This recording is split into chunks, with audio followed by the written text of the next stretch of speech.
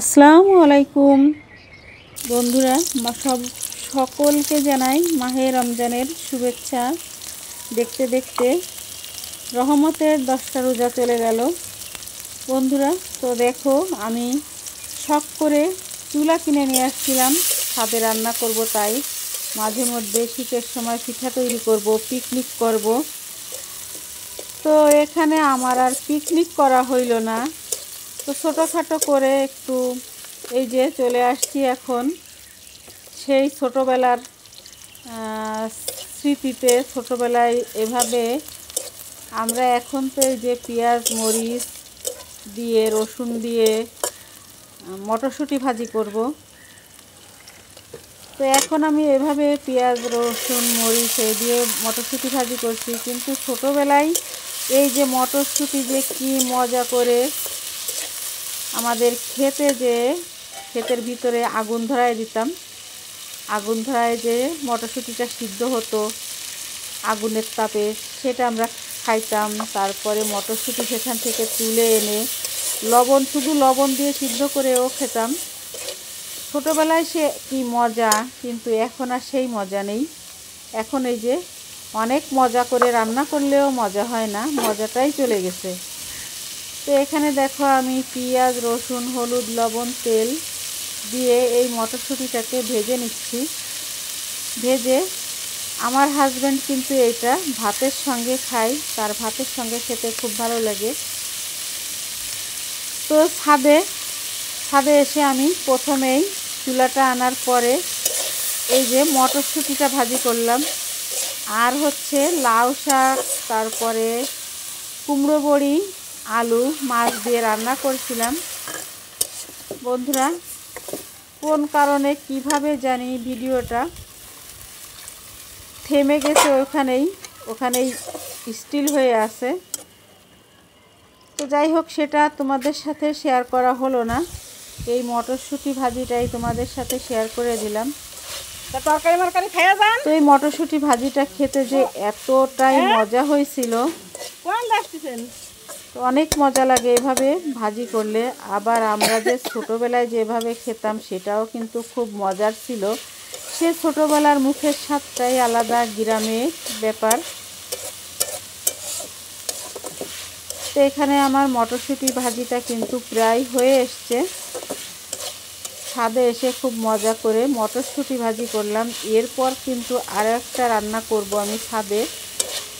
তো এই যে মটরশুঁটি ভাজিটা এটা করছিলাম দিনের বেলায়, আর এরপর চলে আসব অন্য একটি রেসিপি বা রান্না নিয়ে। ছাদেই রান্না করব বন্ধুরা, সঙ্গে থাকো, দেখতে থাকো। একটা লাইক দিয়ে ভিডিওটা দেখার অনুরোধ করছি।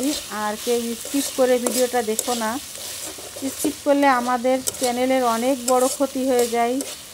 তো তোমরা কি বন্ধুরা চাও যে আমাদের চ্যানেলটা ক্ষতি হোক?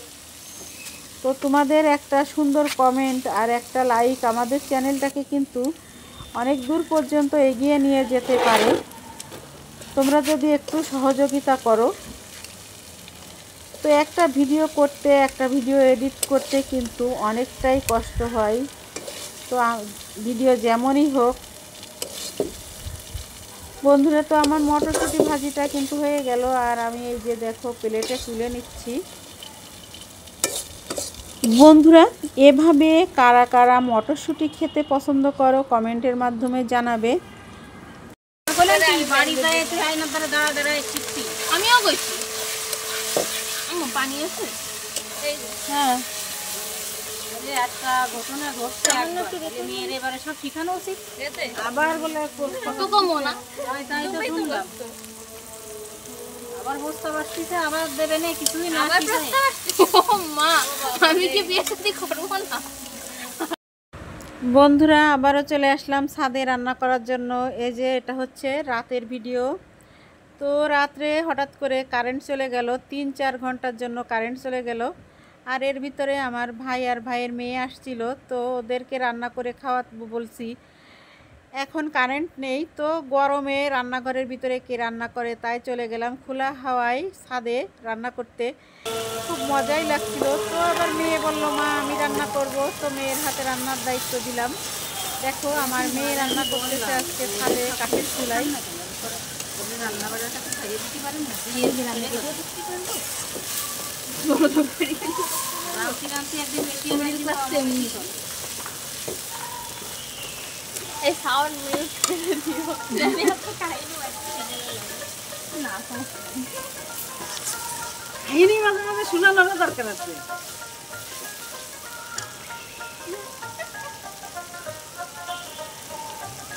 মজা করছি। হলুদ লবণ পরে দিলেও হয়।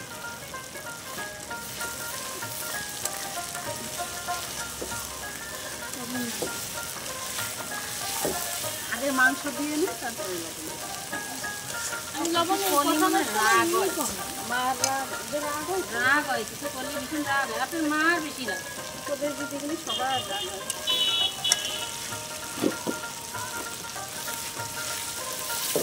আমার কাছে হলুদ না যদি কিরকম কেন বাপ হলো বিশাল একটা শিশু বাড়ির অবস্থা বিশাল কিছু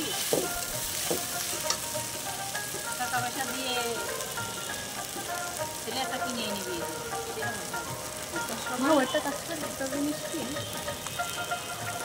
সবাই কয় কি আমার আব্বা বলে ভালো আছে, আমার আব্বা ভালো না, আমার আব্বা ভালো না, আমার আব্বা খারাপ কিছু খারাপ কিছু এটা এবার ক্লাস করে দেবো না হ্যাঁ শর্ট এটা দেবো ক্লাস করতে ইয়াং বয়সে কোন বেটা খারাপ না করে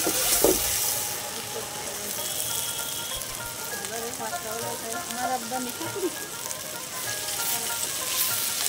আসলে না খারাপ খারাপ তো বলতে যে ওঠে না আমার ওগুলো নোট করে দিয়েছে মরা মানুষের এত কিছু পাওয়া থাকে আমটা একটা খারাপ করতে নেই তারপর বেরোতে কোনোদিন ফাঁকি দিয়ে খাই না মানুষকে ফাঁকি দিতে কোনোদিন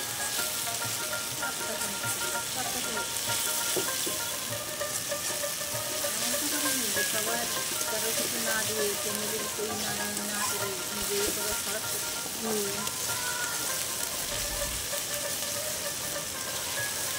ফ্যামিলি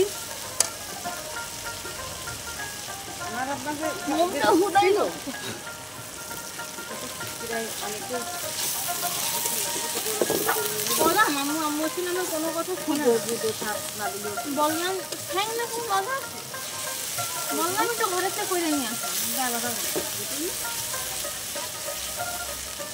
রুটি বুঝেছি ওই পাত মগ লিবে দিচ্ছে লিভার দিবি খালি ভাবে বলে আসছে না ওগুলো হয়েছে বুঝি তাহলে প্লাস্টার জানাই উল্টোভাবে যাচ্ছে সবভাবে যাচ্ছে হাতে চাক লাগতেছে তো এত চাক লাগতেছে হাত ছিঁড়ে যাচ্ছে হাতে আমি উঠে যাবে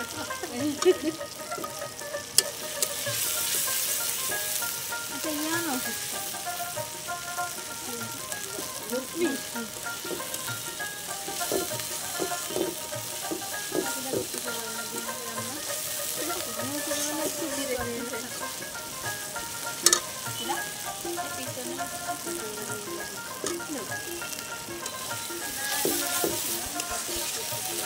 রুটি দিয়ে দিয়ে দেয়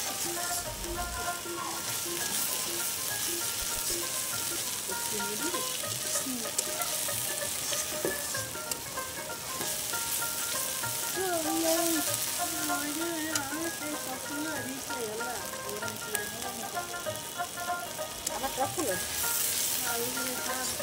কয়তলা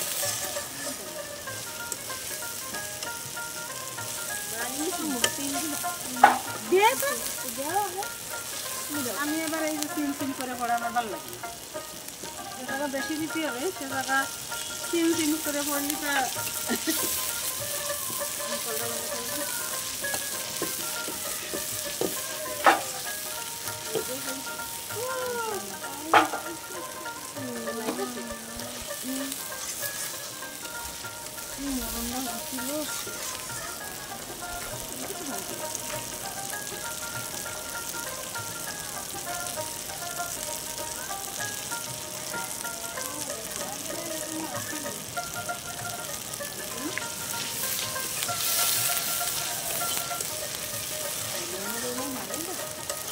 মনে হয় হাই পাড়া দিয়েও তো নষ্ট করলে করবো তো না করলে দেবো আসল হচ্ছে ইফতার নামাজ।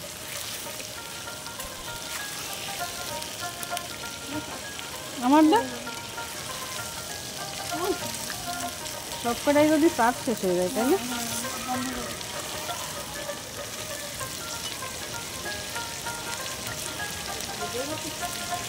না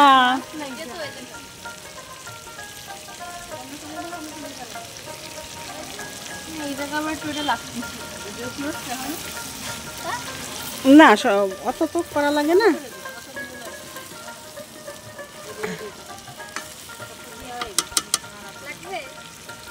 লাগিয়ে না জানাই বন্ধ করো দেখি কি অবস্থায়।